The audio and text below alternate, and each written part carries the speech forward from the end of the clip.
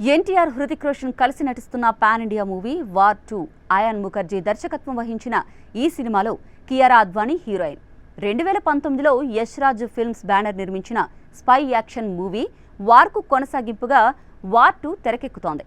August 14న ఈ cinema ప్రపంచవ్యాప్తంగా release కాబోతోంది. ఈ నేపథ్యంలో మూవీ టీం కౌంట్ డౌన్ మొదలుపెట్టింది. మరో 50 రోజుల్లో ప్రేక్షకుల ముందుకు రాబోతున్నట్లు కొత్త పోస్టర్స్ ద్వారా తెలియజేశారు. ఈ పోస్టర్లను ఎన్టీఆర్ తన ఎక్స్లో షేర్ చేస్తూ బెట్ కాస్తున్నా ఇలాంటి వార్ సినిమాను మీరెప్పుడు చూసి ఉండరు, కౌంట్ డౌన్ మొదలు పెట్టండి అని రాసుకొచ్చాడు. ఎన్టీఆర్ ట్వీట్తో ఈ సినిమాపై మరిన్ని అంచనాలు పెరిగాయని ఫ్యాన్స్ అభిప్రాయపడుతున్నారు.